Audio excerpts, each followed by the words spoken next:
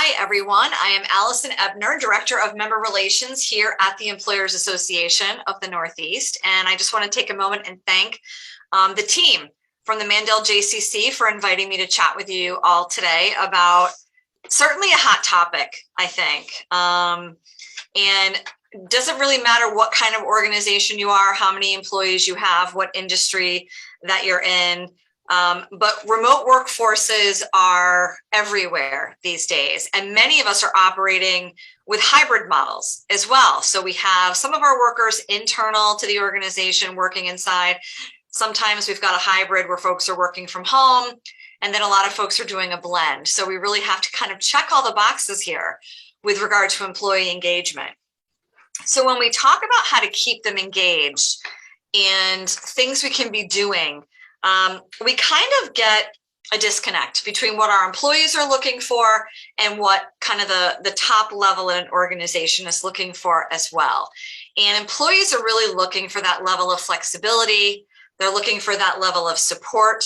They're looking to be encouraged, and they want collaboration opportunities.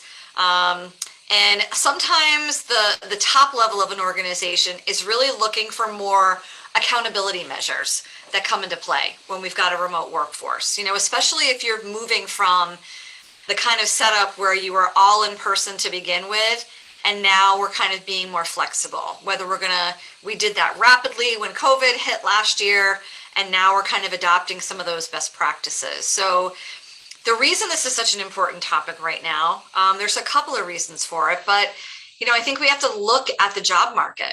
And it's an employee-driven job market today where, unfortunately, we're seeing a lot of movement out there. So employers are in a position where they're constantly seeing an evolution of folks who are, who are looking to move out of the organization for one reason or another. So if you're an organization that hasn't really practiced a lot of work around your corporate culture, you may be feeling the extra effects of what they call the turnover tsunami. That SHRM has coined that phrase. I think they coined that phrase the end of last year, where based on their assessment of over 3,000 different organizations across the United States, up to 50% of the workforce will turn over in the next 12 to 18 months. So this is the reason that we have to talk about employee engagement and keeping our remote workers engaged, because so many of them are in this space. So we can't really talk about employee engagement for a remote workforce without talking specifically about your company culture and how you're communicating. So we've already done the exercise probably of why we're offering a hybrid workforce. There's many, many reasons and factors that go into that. Things, like, can we do this? What kind of workers in our organization can be working remotely?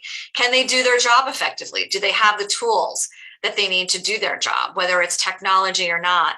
One of the first things to do, I think, is level the expectations, set those expectations, make sure there's an understanding across the board what the expectation is from the leadership in the company for those remote workers. So, some people have a policy, a remote worker policy that's very specific and outlines those things.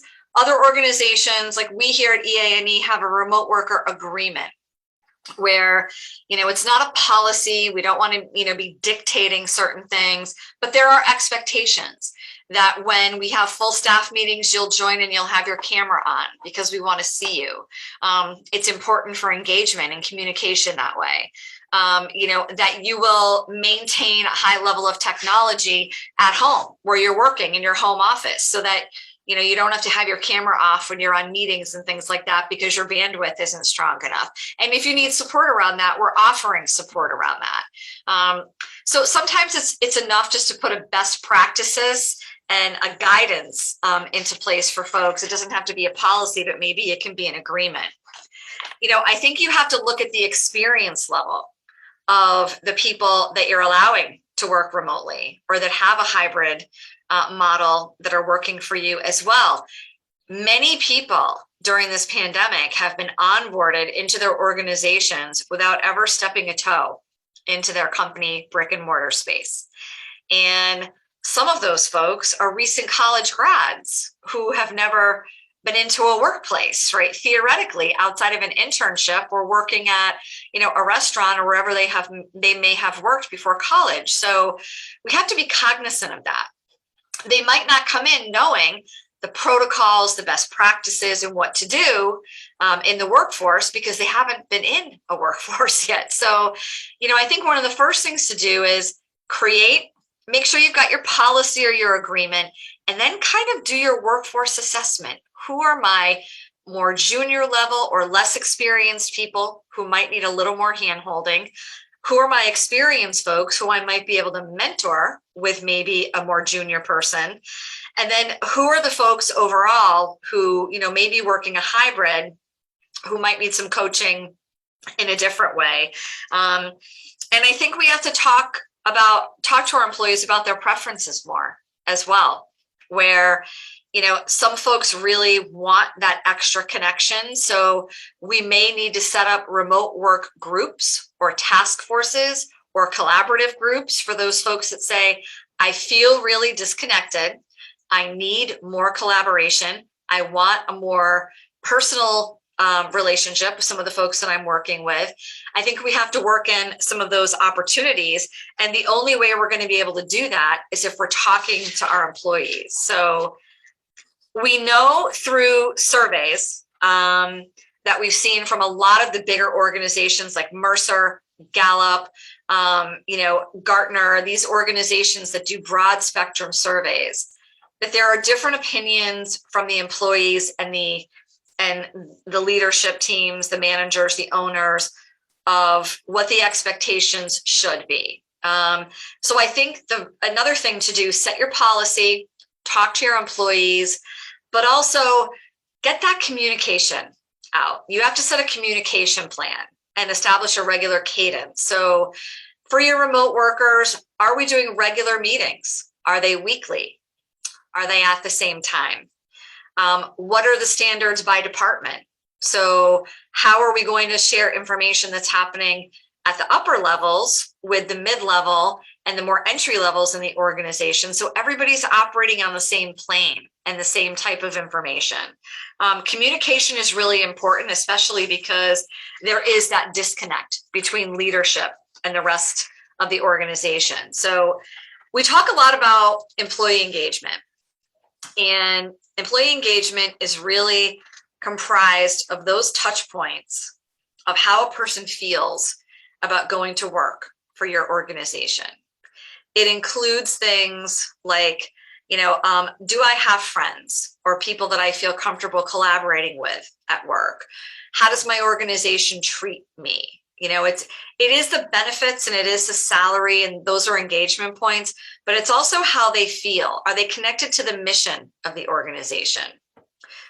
With a remote workforce, it can be more difficult to relay those things to your employees, or to hit home with those and help them feel empowered and motivated and inspired, right? I think we talk a lot about inspiration these days with our employees, and certainly all of you are providing us with a lot of great information this week, Wellness Week, on taking better care of ourselves and practicing wellness in terms of a holistic viewpoint. And I think our mental wellness, part of that is being inspired by other people that we work with, the mission of our organization. And these all come into play and are more difficult when we're talking about a remote workforce, because we can't pick up those conversations in the lunchroom or the cafeteria or walking down the hallway, and engage somebody in a conversation, splash down in someone's office. Hey, how's your dog? How are your kids? What's happening? We miss that to a big degree. So we want to really up those engagement points with our employees and do it in a way that helps them stay connected. So how do we do that? We're going to run through some ways to do that. So we're going to shore up our policy or our agreement. We're going to make sure everybody starts with a clean slate on the same page. Work on how to stay together with technology. So Zoom is great. Some of us are on Zoom. We're on Zoom today. Microsoft Teams, Ring Central, WebEx. There's a whole bunch of ways to do it. But obviously, you want to be engaged in a video platform type of technology Number one, so people can see each other, because there's been scientific studies showing that seeing people, even if it's on a video screen, creates a higher engagement point and ties someone to that conversation more closely. Other things you can do is incorporating things like a Slack channel or a chat channel. So folks can actually just kind of type each other a quick message during the day, outside of a formal video meeting or things of that nature. Give people the option of talking regularly on the phone, text messaging, chat channels, things like that. So shore up the ways that you're going to communicate and articulate those for folks so they have a clear understanding. One other thing that you can do with technology is to not have every interaction be about work.